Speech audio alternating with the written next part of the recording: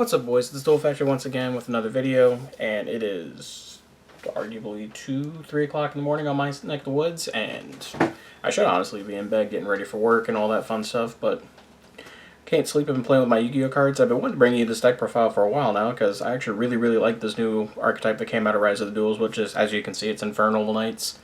I think the deck's really good. I actually really like my build, but I'm still like in the test phase stuff like I wanted to play, but I wanted to show you what I have so far, especially since it's been 3 weeks since I posted a profile or anything. So, that being said, I'm just going to go ahead and show you what I have, and then kind of explain some of the cards because they're still relatively new, so that out of the way, let's go ahead and get started. So for the Infernoble Knights, mine's build's a little bit different. For example, I think Ogier is honestly one of the best starter cards. I know a lot of people either play 1 or 2 of it. Me personally, I'm playing 3 because one of the best 2-card combos in the deck. When you look at it, they all involve either Ogier Renaud, Ogier Durendal, or some form of that where it lets you play through Nibiru, and this is like the best card to do it. Plus, it has the ability to re-equip to fire warrior type monsters. So that actually gives a lot of utility with cards like Gearfree, Mortal Phoenix, Gearfree, and stuff like that. But like I said, I think it's the best starter card of the Infernal Knight monsters themselves. So I play 3 Ogier right now, and then for the other Infernal Noble Knights, I play 3 copies of Renaud. It's the best extender in the deck. If all you have to do is control a Fire Warrior, you can special summon from your hand, which is insane. Then it becomes a tuner, which gives you more access to Needle Fiber, and it adds back Fire Warriors and or Noble Arms from your graveyard. So it's another way to be able to add like your Durendals back. It also, well actually no, it says equip cells, I'm sorry. So you can also add back like your, what's it called, Living Fossil, Smoke Grenade if you plan on doing hand loops and stuff like that. And it's like I said, I think it's really good for one of the Infernal Knight cards. And then the other 3 of we play is Oliver. So Oliver more or less fulfills the role of being a level 4 tuner. That serves also as a really good extender. It's one of the best ways actually to play through Nibiru if you're not doing the Gearfried combo at the beginning, but you know your opponent has Nibiru because you open like Space Connector. And then you can being able to summon it off of Icehold is actually really important to just, like I said, it gives you more access to more open plays, and then it being able to, like I said, summon itself is really good, and also becomes a level 1 tuner, so keep that in mind when actually playing it. And then the last Infernal Knight we play is 1 copy of Astolfo. So Astolfo is actually one of the, I think, a more integral piece than people actually know. Being able to summon it for free, being able to level manipulate it, all that fun stuff, it's very relevant in today's metagame. It's also integral to one of the openings when you open Renaud and Ogier, because you use it to be able to link off into Icehold after you've already established your Gearfried. So, and its effect, the reason we only play 1 of those because you can only activate its effects once per duel, so that's why we play that, and it's searchable off Durendal, Heritage, all that fun stuff. And that's actually it for the Infernoble Knights, so it's a lineup of 10. Most of them are, like I said, usually 7 to 9 or something like that. I can't remember the exact number that I've been seeing. But I think these are actually some of the best cards in the deck, being definitely for more facilitating the role, being better extenders than they are actual starter cards. But like I said, those are where I think of the best Infernoble Knights. On to the rest of the supporting cast. I'm only playing 1 copy of Immortal Phoenix Gearfried. I notice a lot of people are playing 2 or 3 because those cards are actually just really insane. I too also think it's very insane. The problem is when you're summoning this card, you're not summoning it to like actually combo. That's not the ideal situation.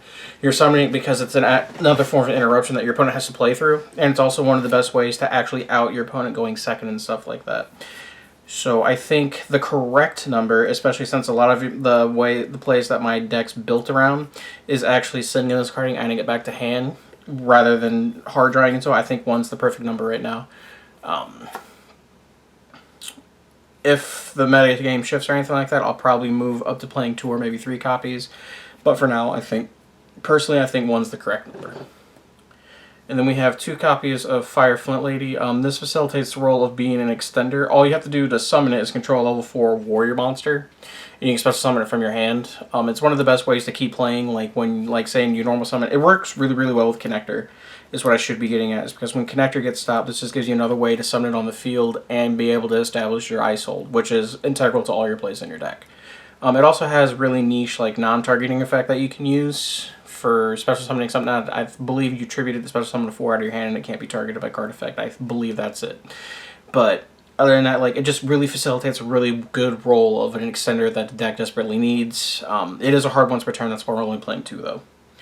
And then we are playing 1 copy of the Red Lair. Usually this is what I'm searching off of my Icehold if I need something to search, because it's actually integral to the combo with Tatsunoko, because I am still playing that card. It's also, like, it's really good, like, honestly, the hard draw, because it actually facilitates putting an extra body on the board, because it's just like when you're playing, like, old school Goki, when you're playing, like, all the extenders, like Junk Forward, or I think it's Photon Butter Spy, I can't remember what it is. But more or less, I mean, it's just a free body, so that way they can't impede on you actually resolving your Icehold play. Like I said, the whole point is resolve Icehold and you should win. And then on to, I think, what the best starter card in the deck is, period, is 3 copies of Neospace Connector. Yeah, everyone already knows what this card does. You either stop it or lose your hand trap. Or you don't stop it. I see that you have Nibiru, and then I make my plays accordingly, and you can't stop it. Then 1 copy of Neospace and Aqua Dolphin to accompany it. And then on to the tuners that I play. I play 1 copy of Gimba. You can honestly play whatever warrior tuner that you want. Specifically facilitating these, that needs to be a warrior and it needs to be a tuner. I just play Gimba because it also has the benefit of being a fire attribute, which works a lot better with a lot of the cards in the deck. So, like, if you draw it with Renaud, you can still play. 1 copy of Jet Synchron, because it's the best card to play with Crystal Needle Fiber or Crystal Halka Firex, whatever you want to call it. And then 1 copy of O-Line, because we still have access to these tuners, so that's why we're playing them. And then we're playing the best hand trap in the game right now, which is Cyframe Gear Gamma. It facilitates more rolls than you know, and it also gives my deck the option of being able to play Emergency Teleport, which is another extender to go into Halka Fibrax. And then the best card in Yu-Gi-Oh! Cyframe Gear Driver. I'm completely lying when I say that. On to the spells. We play 3 copies of Heritage of the Chalice. More or less, it's just Rhoda for any of your Noble Knight cards. It's Rhoda for any of your Noble Arms cards. Best part about this deck is the high level of consistency that the deck has in opening hands, and this facilitates adding more consistency. And then the 1 copy of Rhoda. And then for the equip spells, 3 copies of Durendal.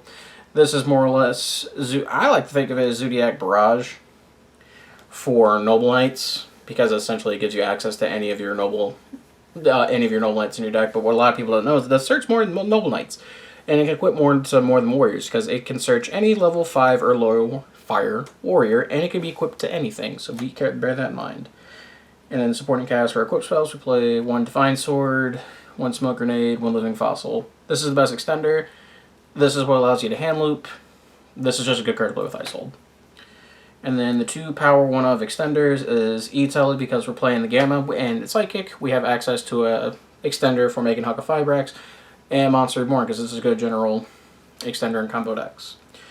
And then the last hand trap we play is 3 copies of Image Impermanence. It is one of the few hand traps that does not get stopped by Gamma, or Called by the Grave, or anything of the sort, but it does suck against Magical Midfield Breaker. And that is my main deck. On to the extra deck, which is also a work in progress. But for the Noble Knights, we play 1 copy of Infernoble Knight Charles. More or less, this is what allows you to abuse Smoke Grenade of the Thief again and again and again and again. And it also becomes towers, because they can equip the Oliver and the Ogier from your deck, and the card's just insane. 1 copy of Roland. I'm really upset it's not foil, but this is the level 5 tuner that you make most of the time. That also lets you search Gear Freight in the end phase if you don't hard draw or see it or anything like that. But it's really integral to a lot of your combos. I am playing 1 copy of the Lancelin Synchro. Me personally, I think you have to play it, because it gives your deck that option to do the Gearfried play that lets you play through Nibiru. If you play this card with Ogier and Renaud, I think you absolutely have to play it, but that's just me. 2 copies of Icehold. You need to play 2, because some people don't pay attention to their plays, and they stop the wrong effect of Icehold, and you can just go into the second one and punish them for doing it. Plus, you need a follow-up play after turn 1, so bear that in mind. And then for the other synchros, we play Martial Metal Marcher, Tatsunoko.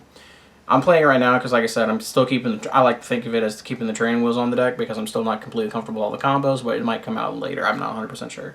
1 Herald of the Arclights, 1 Librarian, because I've been seeing a lot of Librarian combos. I really like where that's going, so I think it's correct to play it. Notably, this build doesn't have a Formula Synchron, but I think that's going to change because you need it to go with the Hyper Librarian. But for now, I'm just playing Librarian. 1 copy of Coral Dragon. Don't know if I'm going to keep this in here, but it's really cool for one of the plays that you... One of the opening plays of like your only play starter to start is Connector and stuff like that, so keep that in mind. And then we play 1 Borreload Savage. Borreload Savage is really good Omni Negate.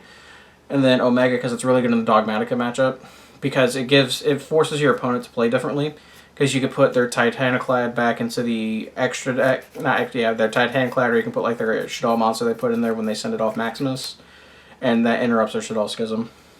And then the 3 best links in the game, I think, are Auroradon, Linkross, and Halqifibrax. Not much to say. If those cards resolve in order, like, game's not going to last very long.